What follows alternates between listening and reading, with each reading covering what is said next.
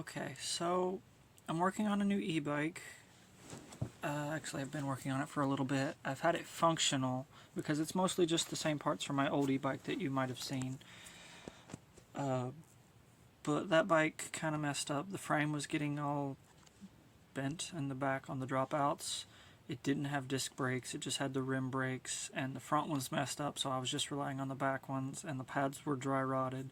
Even the pads from the front brakes were dry rotted, so I couldn't just switch pads. And so I didn't want to keep fooling with the rim brakes. I said drum brakes, I think. But so I wound up getting rid of my generator and getting a little bit of help, and so I got a new bike frame and some other new parts I'll go over in a minute. And I'm still currently working on it, but I'm very close to getting it finished. Still waiting on one more thing in the mail, and that's just 2-part epoxy, some glue. Everything else, other than the glue, which is really needed actually, everything else is here. And the only reason I'm waiting on the glue for some stuff is because I'm a cheapskate, money's tight, so I'm using glue to make things work that otherwise wouldn't work. I'll show you that in a minute as well. So the glue is going to come in handy. I only ordered one thing of it, so hopefully it's enough. It's like the little, it's kind of like the 2-part little plunger with JB Weld, but it's not JB Weld. It's just a clear 2-part epoxy. Works with most things, you know. It'll be good enough for what I'm going to do. So without further ado, let me show you the bike. Okay, so this is the bike. It's just a cheapo $200 bike. I don't recommend buying it at all because it came with a bent axle. That axle is completely ruined. It's like more bent than my finger. Like, it's horrible. You ride up and down on it. It's like riding on the rumble strip. And so the bearings on it came way too loose. It's probably why it's bent. I don't know why it's bent. But the bearings on the front came way too tight. Luckily, I managed to loosen these up just enough to where it's not too bad. I still need to have this wheel trued. I could probably have a go out of that. I would probably be able to do it myself. It's not that difficult. It's just easier with a truing stand, and I don't have one. And where I would want to put, like, if you do it your redneck way and put zip ties on, I can't really slip zip ties around there and have them, you know, on both sides to do it. So I don't know, I might pay someone to true the wheel, because the back ones needed trued anyways since I got it. But yeah, so I don't recommend getting this bike. It was $199, pretty much $200. They did, because I complained about that back wheel and showed them picture proof, like straight down looking at how bad the axle was bent sideways coming out of the hub. They actually sent me $50 back, because that's a brand new wheel. I'm not gonna, yeah, I could probably find a free or cheap 700C wheel, less than $50, but that's a brand new wheel. To replace it, it's gonna cost at least or more, or around $50. And this is a cheapo bike. It's not really worth replacing. It's just about the, shit, that's the word I can never think of. Anyways, they needed to replace it because it's on them. Even because I wanted to have it as a spare for if this broke.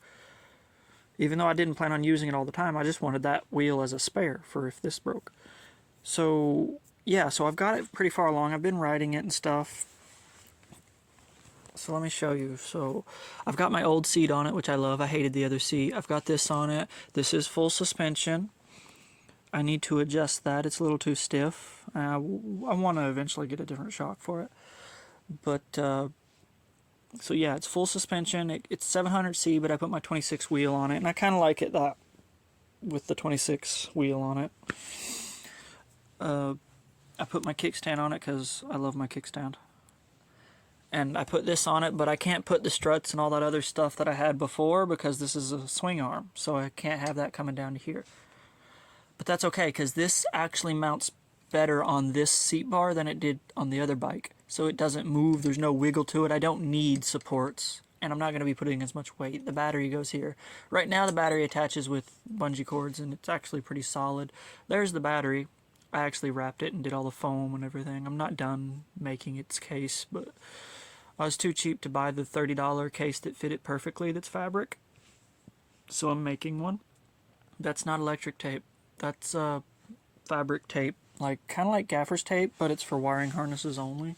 Well, I mean, the first couple of rolls I ordered was good. Had good glue, had a good feel to it. And then I ordered the second couple of rolls, and it's this, and it doesn't stick for nothing. It's crap. So, I don't know. I might wind up wrapping it in a different, because I still got the corners, and I want them, you know, layered up pretty good. And there's foam all the way around it. It's a 20 amp hour, 72 volt battery, right?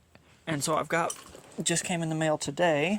I'm kind of all over the place, and I know. Don't mind the mess. This is how it is when I work on things. This is a mess. So just came in the mail today, one of those cheapo lights, because, yeah, I had lights and stuff for the old system, but, like, it was so hard to mount everything on this frame and do it the way I wanted. So I got a new strip light, and it's got the thing is, because I don't have the saddlebags like you remember on my old e-bike, had the blinkers and the brake lights all in it, and then right here was just a running light, a single running light. So since I don't have those mounting points, it was hard to use my existing lights, all my red lights. Where are they? Okay, here's one of them I can show you. So I had a bunch of these. So the saddlebags that I had, oh, here, let me switch hands. So the saddlebags that I had 2 lights built into them, 2 red lights, right? And they were like built into the saddlebags. So then I just needed to add 2 more to the saddlebags to be brake lights. So I used the ones built in as blinkers because they were nice and big and they looked better as blinkers. Then I used 2 of these as my brake lights on the saddlebags, and I had the one in the center as my running lights. You just turn the key on and it turns on. So I had 3 of these basically, and then 2 different lights that weren't even LEDs built into the saddlebags. So these are all LEDs, and it's got all the wires.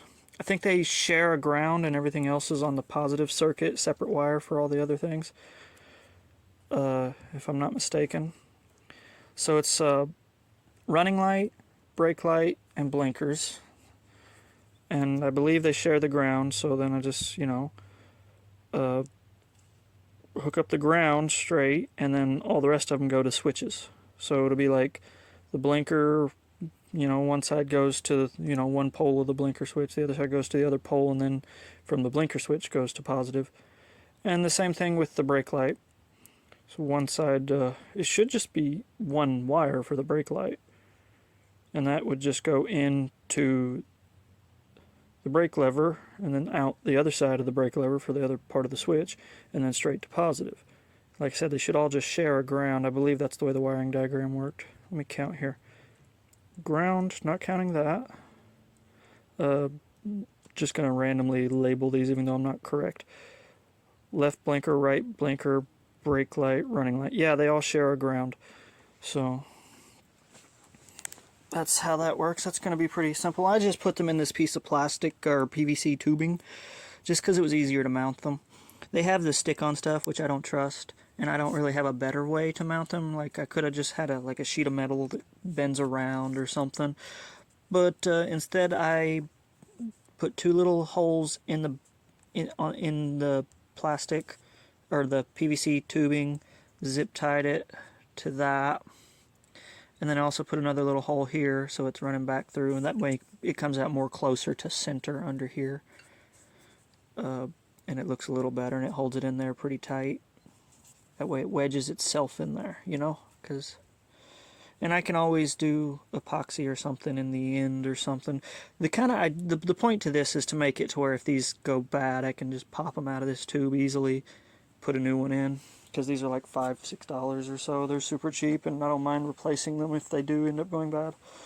So, and it doesn't look too terrible. So even because the batteries are going to be right here, and it's about the same exact width as the battery. So, it won't look too terrible at all. And my headlight's the same old headlight I had. That wasn't too bad. I had to mount it a weird way, and I'm still working on the mount, and I wasn't able to use part of it like I did before. Like this here currently is off of it because for now I don't have a way to use it because with the new blinkers on the front. Yeah, I didn't really like my original blinkers I bought. They were tiny, you could barely see them during the day. Yeah, you could see them at night, but you couldn't really see them during the day. These ones you can see no matter what, and they're the cheapest ones. They're pretty much the same price as the ones I had before. I don't know, I guess is because I wanted them mounted a specific way or something. I don't know why I bought the ones I did. But yeah, I'm still working on this mount and stuff. Still working on a lot of this. Right now, this is just zip tied on. So there's zip ties that go in. The head of the zip tie is, I took the lens off and everything, and where the bolt goes through to the inside. Sorry, I got the hiccups. The head of the zip tie comes through, and then it's also the same thing over here, except for it's backwards. I cut the head of a zip tie off of one that was already short, and then stuck the tongue of the zip tie, or whatever you want to call it, the tail, in there, and then stuck the cut off head on it, and then cut the little bit of slack so that it sits flush as if it was the head of the zip tie. That way I have the head of the zip tie coming out and around, and that's exactly what, and it's more, because I didn't want a zip tie going through and around across the beam of light. Anyways, I got it done, and that's just for now because I didn't have any black electric tape, and that black shit sucks, or I would have used it. And that's just temporary. It's on there. If I want to angle it, I can just bend the thing. But it's, like I said, it's literally just temporary. I'm getting ready to do wiring here in a little bit. Oh yeah, and I changed out the throttle so that I could have a speed governor, a limiter. I could not find anywhere on YouTube, anywhere online, of someone that makes or has made or is working on a governor for their e-bike or electric motorcycle or anything. So I made one. Everyone's all trying to disable it, and I'm just like, dude, sometimes you want to go slower because you accidentally build an e-bike that goes way too fast. And going slower means you have more range anyways. So I limit this thing down to 20 miles an hour. Well, that's the idea. I haven't even test rode it since I put the governor on it just a little bit ago. I still have to adjust it, right? So I ordered a new throttle that was easier to make a governor for. It's just a thumb throttle so that I could, where is it? Right here. And then I'll probably just put some paint or fingernail polish on the threads of this whenever I find the spot that I want it. Just like a Loctite or whatever. I could put a nut there, but I want it to be where I can relatively easily just take my toolkit out or something and move it on the fly or adjust it. But the point is, I don't really want to adjust this screw actually, because this twists as well. It takes a little bit of effort, but not much. So that's ungoverned fully. All the way over.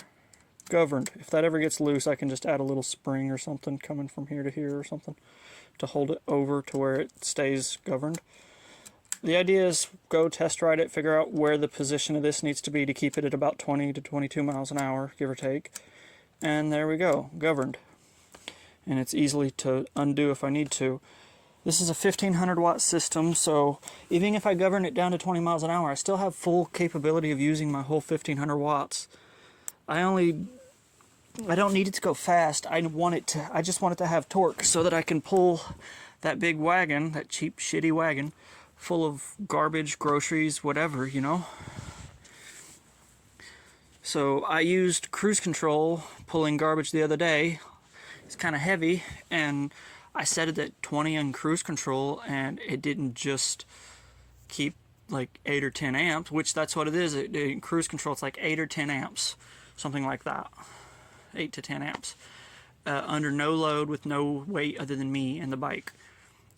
And it maintained 20 with a heavy load. It increased its amperage, right? So I still have my full capability of using all the ability of this controller. I just limit my speed. And that's what I want. I don't need to go flying down the road, and if I ever did, like to make another good reason to have a bike that can go faster when you want it to, is blending in with traffic to make left-hand turns, to get into the turning lane that's way over here, because there's not a freaking turning lane over here for the bicycles. So you have to cross high-speed traffic, so that comes in handy already. I love that it can do that to make left-hand turns. It's a lot safer for me. And yes, I do wear a motorcycle helmet. Right now I have the pedal, this side crank switched around and then tied really good with paracord, just because I have a bad leg and I'd rather them both be facing the same way. I'll make it look prettier some other time. And maybe, I don't know, I'll figure it out. But for now it's just like that, just because I'd like pegs. So it's just because I've been working on it and riding it at the same time. So I wanted it to be a little more comfortable. But yeah, what was I talking about? Yeah, so right now I've just got the one mirror on it because it's easier to get in and out the door, and you know, just one is all I really need on the driver's side, or the left-hand side anyways, to ride. I'm going to be taking it off though here in a little bit to switch out this grip, because whenever I put on the thumb throttle, I put on one of the original grips that came off this bike, and they're still just fine. I'm actually going to end up cutting a little more off of them and off of this one all the way flush with this little ring here, just because because I couldn't get the core mount things out of the bar end mounts out of my old handlebars for these mirrors, so I had to mount the mirrors like this, right? So that's taking up some of the, which isn't too terrible, but the grips have to be cut shorter. I even had to hollow out these grips, the original grips to this e-bike kit. These ones are, you know, just cut the end, you know, I already cut the little cap off the end, but these are like mirrored when you cut that cap off. So from here to here, they're identical, so it doesn't matter which way they're facing once I cut that piece off. I still got to cut that piece off of that one. I only realized that I'm going to have to cut that side off too once I put that one on, just to have just enough room for the mirrors to mount on, which is fine. So yeah, eventually these are one of the things I still desperately want to change out, but I just can't right now, because the other brake levers all that I have either don't have switches in them or they're just too crappy. I have some hydraulic brakes that work good enough. They're not great. They're kind of sticky on the squeeze. You have to kind of squeeze them a few times fast to unstick them. But I would rather have those, honestly, than what I have. But they don't have any switches. They're just for a regular bike. And you know, it's like 70-80 bucks for a set with a single switch in them. That's not even 2 switches. So yeah, what I'll probably do when I get the hydraulic set is have the rear one, the rear brake switch going to the cutoff for the motor, and the front brake switch going to the brake light. Yeah, because I do use both brakes. I literally never stop with just the rear or just the front. So that would work. Just separate them. And, I mean, a motorcycle doesn't cut the frickin'... A motorcycle brake lever's not hooked to the clutch and disengages the motor from the wheel every time you hit your brakes. You just have to know to hit the clutch. So I'm used to riding Honda Shadow and stuff, so I know to let off the throttle when I hit the brake. So even if I don't have it hooked up right now. I mean, I literally cut the wire one day because I thought that might be what was messing me up when I broke down. Turned out it was just a phase wire, lost all continuity.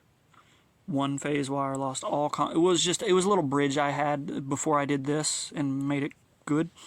I had a little homemade thing, this thing, and I had a little bridge of this kind of wire, which wasn't good for the phase wire side. It's good. It's okay for coming out of the battery and stuff, but on the phase wire side, it wasn't good enough. Even though it was a thicker gauge, it was just braided little thin copper wire.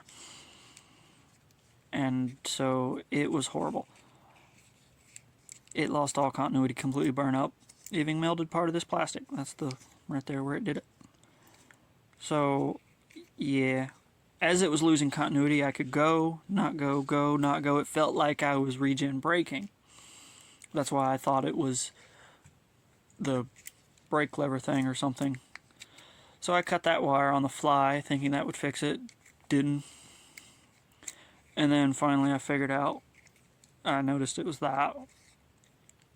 And so then I cut my little short section I had that bridged it rerouted the wire down a different way that wasn't tight, and I had to cut zip ties and stuff to where it could actually reach to this, and then just wrapped it finger tight and limped it home at like 5 miles an hour on the sidewalk, and then fixed it. I was actually, when I did this, I had that ordered already. I was just waiting on it in the mail. Like I said, I've had this thing working and just waiting on parts in the mail. And so, yeah, I've got my old security. It's not all mounted correctly. Like I said, I've just been using it because out of necessity. Now, I can mount pretty much everything except for the speedometer, the gauge cluster, really. Just call it one thing. It's the gauge cluster. So, I have another gauge too, the watt meter. As you may have noticed, I have a watt meter on it. So I can tell my amperage, or watt meter. It's amp meter. I don't know if it's called a watt meter when you're just reading amps. But I mean, this one's the voltmeter, so between the two of them, I've got a watt meter if I want to do some math. And this one's my old speedometer. It works good enough. It's hooked to its own little USB DC converter down from 12. So I have two converters. That's the 12 volt 10 amp, and this is the 5 volt something amp, 3 amp. 12 volt to 20 volt, huh. Yeah, I can tell they just literally printed this label off on a regular printer and stuck it on here. Like glued it on here. These are all definitely mom and pop shop style homemade. But yeah, and so it's got an extra USB. I don't know. I'm just waiting on the glue for that because I was going to make a little housing that holds all this, but it'll be easier just to glue them together. And if anything, just have a housing underneath, not over top, or just a little plate that hides some of it. I've got to redo this. That's temporary. It was just with hot glue. I was going to go ahead and have this mounted, but hot glue just... me moving it around broke some of the hot glue loose, vibrating and stuff on the bike. It ain't gonna stay. And yes, e-bikes do vibrate when you're on the knobby tires and stuff on the road. Yeah, let's see what else. Yeah, my phone mount broke, so I have it taped up there. I don't know if I'm gonna fix it with the glue or I don't know yet. I do need it. So we'll see. So we got our rat's nest started already, which I'm thinking about undoing and then just starting over. I don't know. So yeah, this is for 3-phase wire, but it's for like AC. It's the wrong amperage. It's for less amperage than I'm drawing, which, you know, is wrong. Don't use this part for an e-bike. But it was cheap. And it actually had like set screw things to attach the wires instead of like, I could get one that was like made in China. Well, that's probably made in China too. But like they had those little orange, it was like a white little connector, you know, 3 wires can come in, 3 wires can go out, but it had like little orange clamps and I just didn't trust that. And it was rated for enough amperage, but I just didn't trust it. So this has set screws and solid brass collars that the wires can come into, and then 2 set screws, one for each end of the each piece of the wire going in. So I trust this a lot more, even though it's not technically rated for the amperage. I believe it'll be fine, especially since I'm going to be limiting it down to less than this. So this is like for 15 amps, I believe. So, you know, this is like a 38, close to 40 amp system. But I'm going to limit it down to under no load with just me on it and its own weight, about 8 to 10 amps, 20 miles an hour. So it'll be, on average, just what this is rated for, amp-wise or watt-wise. So it'll be fine. And I've been riding around unlimited, going full speed, and it's fine. So it'll be alright. But that's pretty much all for now. I'll come back with some more stuff later when I get some more done. Like, subscribe, let me know what you think.